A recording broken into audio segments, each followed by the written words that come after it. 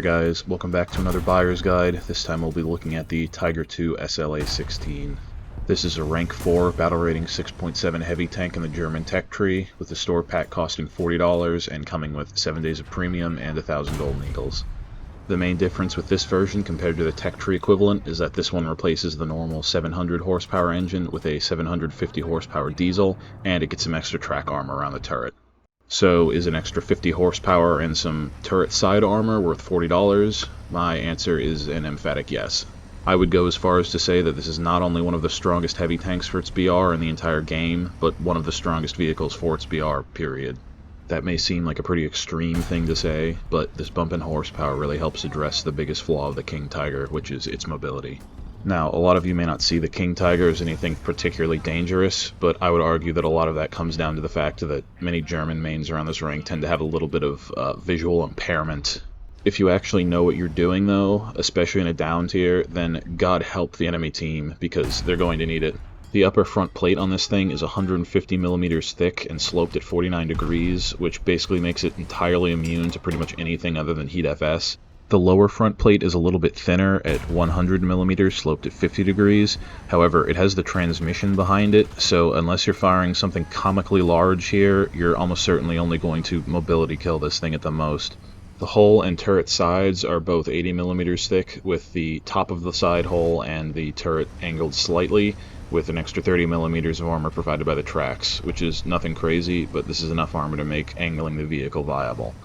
The only real frontal weak spot is the flat 185mm turret plate, which, if penetrated, may also lead to the ammo rack in the back of the turret getting hit.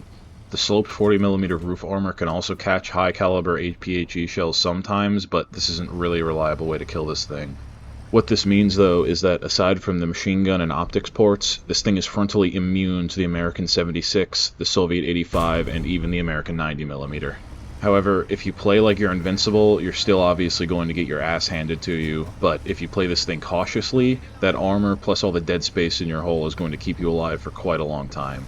It's not just the protection that's excellent though. This thing gets the infamous long 88, which I would argue is probably one of the strongest guns for its BR in the game, with an incredibly fast reload of only 7.5 seconds with an aced crew, 1,000 meter per second velocity, and a flat pen of almost 240 millimeters, plus 100 gram bursting charge. Pretty much anything that isn't a higher BR heavy tank is extremely vulnerable to this weapon, and it remains competitive even in a full up tier. Soviet tanks at this BR like the T-44 and IS-2 1944 have hull armor that can shrug this thing off, but the turrets not so much.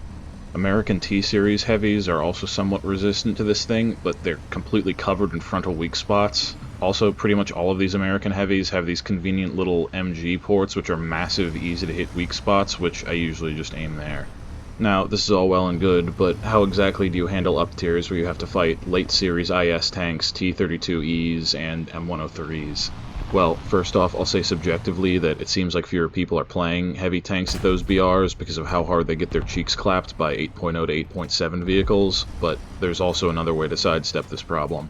While this thing isn't necessarily unusable in an up tier, it's not really a situation you want to put yourself in, so when I get up tiered, I just switch roles and play support instead. At 6.7, you get access to the German M41 as well as the SPZ-12 if you have it, which are both great scout tanks with powerful heat ammunition, which makes them perform pretty much just as well in up tiers as they do in down tiers. You also get some pretty good SPAA as well as the Narwhal, which has the ability to badly damage huge numbers of enemies on one load of ammo, so if you're doing any challenge that involves getting kill assists, this is probably going to be one of the best lineups in the game to get it, and you can do so by actually helping your team. So I'm sure you can already figure out what my rating here is, but yes, buy it, 11 out of 10. This is an absolute RP and SL printer, and I'm pretty sure I will literally never get tired of playing it.